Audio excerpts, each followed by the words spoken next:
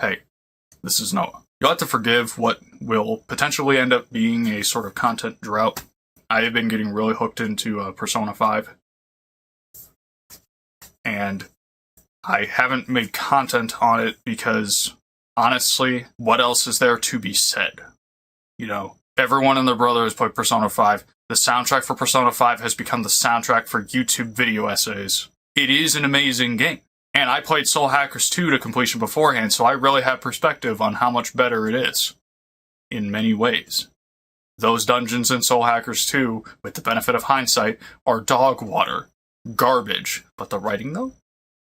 I just wanted to do one thing as a show of good faith that my appreciation for Persona 5 is very real. And it is my favorite moment in the game. Insofar. As of the recording of this video, I am currently in the middle of the endgame royal content. My favorite scene from the game is the one from when you are in the cruise ship dungeon, when they're trying to make their daring escape, and it cuts to an anime cutscene of them trying to get off the sinking ship.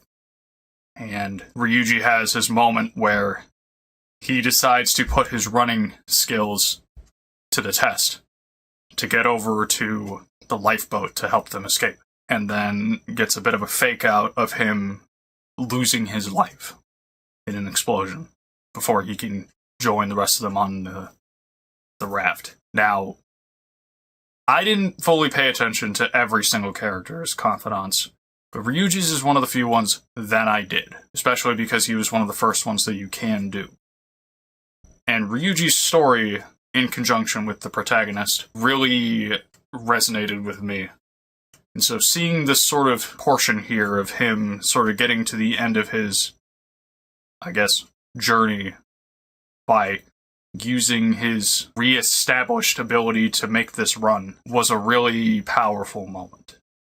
And I really enjoyed that. But I do gotta say, I'm almost disappointed. I almost wanted it to go one of two ways instead of the way that it did. I think I would either have rather it be that he actually died for real, instead of giving the fake out seconds later, because they do that so many times in the game.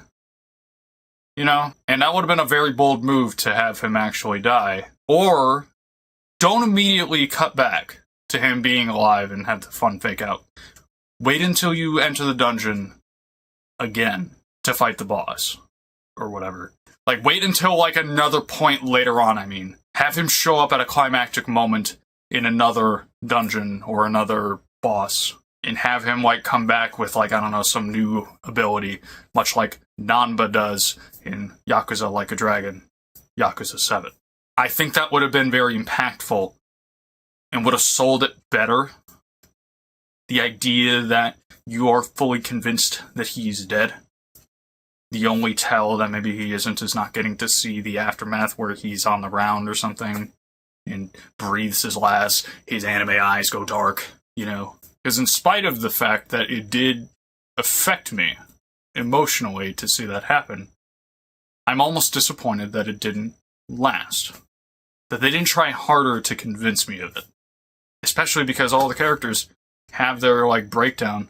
I would have, I guess, enjoyed to see that play out longer. To see them mourning their friend, giving them an extra amount of resolve to combat the crooked adult who ultimately was the reason that their friend lost their life. A rallying force akin to the Avengers fighting Loki because Agent Coulson got killed.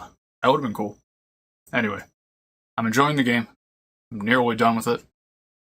And maybe next weekend I won't have my entire weekend absorbed by just trying to beat the last dungeon. And not making content as a result. This is Noah. Persona 5 Royal. See ya.